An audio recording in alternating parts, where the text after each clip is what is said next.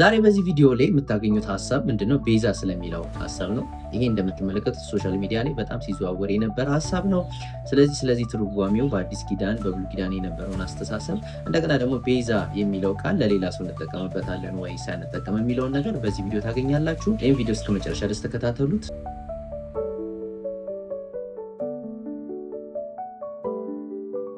እንግዲህ ዛሬ በዚህ ቪዲዮ ላይ መግቢያው ላይ እንደነገርኳችሁ ቤዛ የሚለውን ሀሳብ እናወራለን። ስለዚህ ቤዛ የሚለው ቃል ትርጓሜው ምንድን ነው? እንግዲህ አሁን በሶሻል ሚዲያ ላይ ሲዘዋወር እንደተመለከታችሁት የሆነ አነጋጋሪ ሆኗል። የሆነ ፓርቲ ይነሳና የሆነ ነገር ሲያነሳ የሆነ ፓርቲ ደግሞ ይነሳና ይሄ ነገር ልክ አይደለም፣ ትክክለኛ ነገር አልተናገረም ምናምን ይባላል። ምክንያቱም ሰው በደመ ነፍስ ነው የሚጓዘው፣ አያመዛዝንም። ምክንያቱም መጽሐፍ ቅዱስን ካያችሁና የምታነቡ ከሆናችሁ ትክክለኛውን ትርጓሜ የተቀመጠበትን ሀሳብ ማግኘት ትችላላችሁ። እንደገና ደግሞ የሆነ አካልን ስትነኩ ወይም የሆነ አካል ይሄን ነገር ስታወሩና ይሄን ነገር ስትናገሩ እንደ አዲስ እንደተፈጠረና አዲስ እንደመጣ ሀሳብ ብዙ ይንሸራሸራል።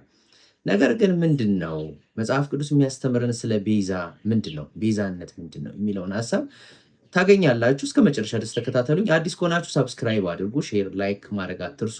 ምክንያቱም ዩቲዩቡ በዚህ መልክ ስለሚያድግ።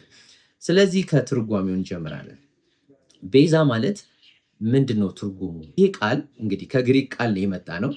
የአዲስ ኪዳን መጽሐፍ የተጻፈው በግሪክ ቋንቋ ነው። ይህም ደግሞ ሮማውያን አሉ፣ ግሪኮች አሉ። የሁለቱ ውቅር ነው። እንግዲህ በዛን ሰዓት ላይ የግሪክ ቋንቋ በጣም በሰፊው የሚናገሩበት ሰዓት ነው። የሮማ አገዛዝም ቢሆንም ግን የግሪክ ቋንቋ ከፍተኛ በሰዎች ሕይወት ውስጥ ተጽዕኖ ያመጣበት ጊዜ ነው። እንደገና ደግሞ ቤዛ የሚለውን ብሉይ ኪዳን ውስጥ ልናገኘው የምንችልባቸው አንዳንድ ቦታዎች አሉ። ያ ደግሞ በዕብራይስጥ ቋንቋ የተጻፈ ስለሆነ እንደዛ ትርጓሜውን በእያንዳንዱ ቋንቋ እየተረጎመ እናያለን። ነገር ግን አሁን በግሪክ ቋንቋ የተተረጎመው ይሄ ቤዛ የሚለው ወይም በእንግሊዝኛው ራንሰም የሚለው ቃል ምንድነው? ሊትሮን ነው የሚባል ሊትሮን ይላል የግሪኩ ቃል። ሊትሮን የሚለው ቃል ምንድን ነው? ወይም ደግሞ በአማርኛው ቤዛ የሚለው የተወሰደው አንድን ሰው ከባርነት ከምርኮ ወይም ከሞት ነፃ ለማውጣት የሚከፈል ክፍያ ነው ይላል። አጣብቂኝ ሁኔታ ውስጥ ያሉ ሰዎች ናቸው አሁን የተዘረዘሩት። በስርዓት ውስጥ ያለው፣ በምርኮም ያለው፣ በሞት ውስጥም ያሉ ሰዎች ራሳቸውን ነፃ ማውጣት የማይችሉ ተስፋ የሌላቸው በሌላ ሰው እጅ ጥገኛ ሆነው ተማርከው ያሉ ሰዎች ግን ነፃ የሚያወጣቸው ሰው እንደሚያስፈልጋቸው የተቀመጠ ቃል ነው። ለእነዚህ ሰዎች አንድ ሰው መጥቶ መክፈል የሚገባውን ግዴታ ወይም ደግሞ እነዚህ ሰዎችን ነፃ ለማውጣት ሊከፈለው የሚገባውን ዋጋ ገንዘብ ሊሆን ይችላል፣ ንብረት ሊሆን ይችላል። ይህንን ሁሉ ከፍሎ እነዚህን ሰዎች ነፃ መውጣት ከቻለና እነዚህን ሰዎች ካለባቸው ከታሰሩበት ወይም ሞት ውስጥ ካሉበት አጣብቂኝ ውስጥ ነፃ አውጥቷቸው አዲስ ሕይወት እንዲገቡ ሲያደርጋቸው ምን እንላለን? ሊትሮን እንላለን። ወይም ደግሞ ቤዛ ተገኘላቸው፣ ቤዛ አገኙ፣ ክፍያ ተከፍሎላቸው ወጡ እንላለን። የግሪክና የሮማን ኢምፓየር ውስጥ በጣም በከፍተኛ የሚዘዋወር ቃል ነው ሊትሮን። ምክንያቱም እነሱ ከወንጀለኞች ጋር ከባሪያዎች ጋር በተለያየ ሁኔታ ይህን ነገር ስለሚያደርጉት ባሪያዎችን ነፃ አውጥቶ በአዲስ ሕይወት እንዲቀጥሉ ሲደረግ የሚከፈል ክፍያ ነው። ትርጉሙ ይሄ ነው፣ ትክክለኛው ትርጉሙ። ስለዚህ ይሄ ትርጉም ወይም ደግሞ ይሄ ቤዛ ራንሰም ወይም ደግሞ ሊትሮን የሚለውን ቃል በአዲስ ኪዳን ውስጥ የተለያዩ ቦታዎች ላይ ተቀምጠው እናገኛለን። ለምሳሌ ማርቆስ ወንጌል ምዕራፍ 10 ቁጥር 45 ላይ እናገኘዋለን። እንደገና ማቴዎስ 20:28 ላይ እናገኘዋለን። እንደገና አንደኛ ጢሞቴዎስ ምዕራፍ 2 ላይ እናገኘዋለን። ዕብራውያን ምዕራፍ 9 ላይ እናገኘዋለን። እነዚህ ቃላቶች ለጌታ ለኢየሱስ ክርስቶስ የተቀመጡ ቃል ሆነ እናገኘዋለን። አሁን ምንድነው አሁን ትርጓሜውን ቃል እይታውን ካየን በኋላ ወደ ትክክለኛው ቦታ ስናመጣው መጽሐፍ ቅዱስ መንፈሳዊ የሆነ መጽሐፍ ነው። የእግዚአብሔር ቃል መንፈሳዊ የሆነ መጽሐፍ ነው። ስለዚህ መንፈሳዊ ነገር ውስጥ ስንከተው ያንን ቃል ጸሐፊዎቹ ተጠቅመውበታል። ማቴዎስም ማርቆስም ጳውሎስም ተጠቅመውበታል። ይህንን ቃል ሲጠቀሙበት ግን ምንድነው መንፈሳዊ ይዘት ላይ እንዲውል አድርገውታል። ያ ምንድነው? ጌታ ኢየሱስ ክርስቶስ የከፈለውን በጌታ በኢየሱስ ክርስቶስ መሞት ሰዎች ከኃጢአታቸው ነፃ እንደወጡ፣ ከስራታቸው እንደተፈቱ፣ ከሞት ነፃ እንደወጡና ወደ አዲስ ሕይወት እንደመጡ እነዚህ ክፍሎች ያሳዩናል። ለምሳሌ የማርቆስ 10:45 እንመልከት። የሰው ልጅ እንዲያገለግሉት ሲያምኑ ለማገልገልና ነፍሱን ለብዙዎች ቤዛ አድርጎ ለመስጠት መጥቷል ይላል። ስለዚህ አሁን በገዛ ነፍሱ ነው ኢየሱስ የዋጀን፣ በኢየሱስ ደም ነው የተዋጀ ነው። ከስራትም ከባርነትም ከሞትም ከኃጢአትም እነዚህ መንፈሳዊ ነገሮች ላይ እክል የፈጠሩብንና እግዚአብሔር ከኛ ጋር የነበረውን ህብረት እንዲያበላሹ ያደረጉና ከእግዚአብሔር የለዩን ነገሮችን እነዚህ ነገሮችን በመስዋዕትነት ከፍሎ ነፃ አውጥቶ ለእግዚአብሔር እንድንሆን ያበቃን በጌታ በኢየሱስ ክርስቶስ ደም አማካኝነት ነው። ስለዚህ የመጨረሻው ፕራይስ የመጨረሻው ክፍያ የኢየሱስ ደም ነው፣ ሰዎችን ነፃ ለማውጣት የተደረገው ስራ ሲሰራ። ስለዚህ በእነዚህ እንቅስቃሴ ውስጥ ቤዛ የሚለው ነገር ገብቷል። ይሄ ምን ማለት ነው? ክፍያ ማለት ነው። ተከፍሎልናል። የተከፈለውም በጌታ በኢየሱስ ክርስቶስ መሞትና መነሳት በዛ መካከል በተደረገው የደም መፍሰስና ኢየሱስ መስዋዕት በመሆኑ ምክንያት የመጣ ህይወት ነው ይሄ አሁን የምንመለከተው። ስለዚህ ኢየሱስ ክርስቶስን ቤዛችን ስንል ምን እያለን ነው? ሙሉ ክፍያችንን ከፍሎልናል። የምን? የኃጢአት የእስራታችንን የሞታችንን በተለያየ ሁኔታ ህይወታችንን አስሮ የያዘን እንደዚህ አጣብቆን የያዘ ነገሮችን በጠቅላላ ኢየሱስ በደሙ አማካኝነት ከፍሎልናል፣ ቤዛ ሆኖልናል እንላለን።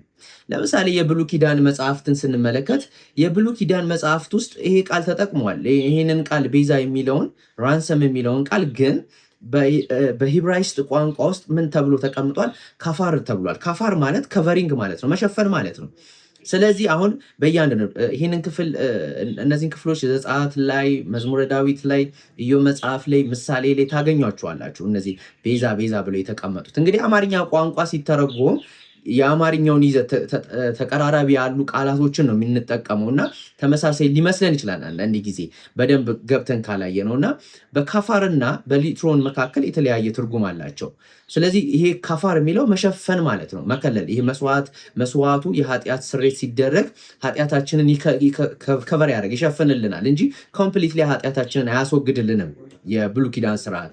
ስለዚህ ይሸፍንልናል የሚለውን ቤዛ ተብሎ ተጠቅመውበታል ጸሐፊዎቹ። ስለዚህ የአዲስ ኪዳኑ ግን ትርጓሜ ምንድነው? ሙሉ ክፍያን መፈጸምን ነው የሚያሳየው። ሙሉ ክፍያን ደግሞ የምትፈጽሙት ከመንፈሳዊ ይዘት ካለው ሁኔታ ጋር ከኃጢአት ከባርነት ከሞት ጋር በተያያዘው ሁኔታ ይህንን ሙሉ መስዋዕትነት ሙሉ የደም መፍሰስን አድርጎ ሰዎችን ነፃነት እንዲያገኙ ይህንን ስራ የሰራው ጌታ ኢየሱስ ክርስቶስ ነው። ስለዚህ አሁን ቤዛ የሚለውን ቃል ከአዲስ ኪዳኑ አስተሳሰብ ወስደን ለሌላ ሰው ማዋል ብንፈልግ ምንድን ያደረገው ነው እዚህ ጋር መጠየቅ ያለብን። ምክንያቱም አሁን ግጭቱም የተፈጠረው ሙዝግቡም የተፈጠረው ምንድን ነው? ይሄ ስም ይገባታል፣ ይሄ ስም አይገባውም፣ ይሄ ስም ይገባቸዋል፣ ይሄ ስም አይገባቸውም የሚለው ነገር ስለተነሳ ነው። ስለዚህ እነዚህ ሰዎች አሁን ቤዛ የሚለው ቃልን ወስደው እኔ ቤዛ ነኝ ብለው ሲናገሩ ወይም ቤዛ ናቸው ብለው ሪፈር ሲያደርጉ ምንድን ነው ያመጡት? ምንድን ነው የከፈሉት?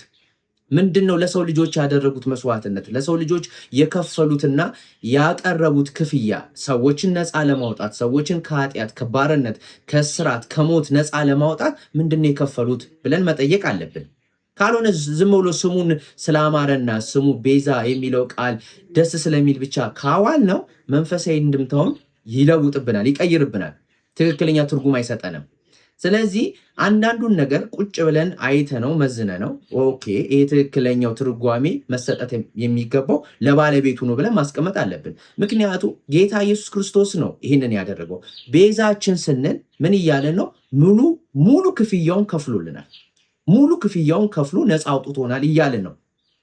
ስለዚህ ለአንድ ሰው ደግሞ ይሄንን ደግሞ ለፍጥረት ለተፈጣሪም ሰው ሰጠን ወይም ደግሞ ሌላ ዓለም ላይ ላለው ሌላ አካልም ብንሰጠው ምንድነው ያደረጉልን? ምንድነው የከፈሉልን? ምንድነው ለኔ ያደረጉልኝ? ለኔ ከፍለው ካለብኝ ችግርና ካለብኝ ከዚህ ከሚያስቸግረኝ ኃጢአት ከሚያስቸግረኝ ሞት ከሚያስቸግረኝ መከራ የተለያዩ ህይወቴን ከሚያበላሸው ነገር ነፃ አውጥተውኛል ወይ? ነፃ አውጥተውኝ አዲስ ህይወት ውስጥ እንድገባ አድርገዋል ወይ ብለን ስንጠይቅ ዜሮ ነው የሚመጣው። ምንም ያደረጉት ነገር የለም። ስለዚህ አንዳንድ ጊዜ የቃላት አጠቃቀሞችን ስንጠቀም ምክንያታዊ መሆን አለብን። ከምክንያት ጋር መንቀሳቀስ አለብን። ደስ ስላለ ወይም ደግሞ ለእንትና ስለተሰጠ እንትና የሚገባዋል ከሚል አንጻር ሳይሆን ትክክለኛው የመጽሐፍ ቅዱስ የአዲስ ኪዳን አስተሳሰብና በአዲስ ኪዳን ውስጥ የተቀመጠው ትክክለኛው የቃሉ ትርጉምን ከተረዳን ቤዛ የሚለው ቃል ለጌታችን ለኢየሱስ ክርስቶስ የዋለ ቃል ነው። ሙሉ ክፍያውን ከፍሎልናል ማለት ነው። ስለዚህ አሁን በሱ በኩል ነው ነፃነትን ያገኘ ነው። በሱ በኩል ነው ከሞት ወደ ህይወት የተሻገር ነው። በሱ በኩል ነው ከኃጢአት ነፃ ወጥተን ወደ ቅድስና የመጣ ነው። ከባርነት ነፃ ወጥተን በነፃነት ህይወት እንድንመላለስ በጌታ በኢየሱስ ክርስቶስ የተሰራው ክፍያ ነው የከፈሉ ሙሉ ክፍያ ነው። እሱ ነፍሱን የሰጠው። እዚህ አሁን የማርቆስንና የማቴዎስን ያሳዩዋችሁ ለብዙዎች ነፍሱን ለመስጠት ቤዛ ሆኗል። በቃ ነፍሱን የሰጠው ኢየሱስ። ነፍሱን የሰጠ ከሰው ልጆች መካከል ማንም የለም። ለዚህ ለማይገባው ለማይፈለገው በባርነት ውስጥ ላለው ሰው ክፍያ ከፍሎ ነፃ ያወጣ ማንም ሰው የለም። ስለዚህ ይሄንን ቃል ስንጠቀም እያስተዋልን ብንጠቀም መልካም ነው። ምክንያቱም አሁን የሃይማኖት ክርክር እያደረግነው ነው። ምክንያቱም እንትን ይመስላል ይሄ ያለ አይደለ ትክክለኛውን መጽሐፍ ቅዱስ እይታ ትተነው ምንድን የሆኑ ወግ አጥባቂዎች ሆነናል፣ ተከራካሪዎች ሆነናል።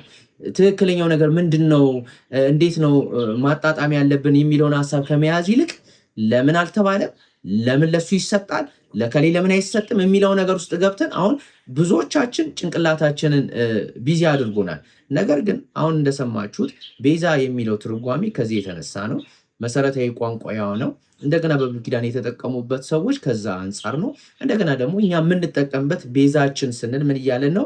ለጌታ ለኢየሱስ ክርስቶስ ብቻ የተሰጠ ስያሜ ነው፣ ወይም ለኢየሱስ ክርስቶስ የዋለ ቃል ነው። ስለዚህ ቃሉን ምናልባት የሰው ስም ልትጠሩበት ትችላላችሁ፣ የሰው ስም አውጥታችሁ ልትጠቀሙበት ትችላላችሁ። ያ ማለት ምን ማለት ነው?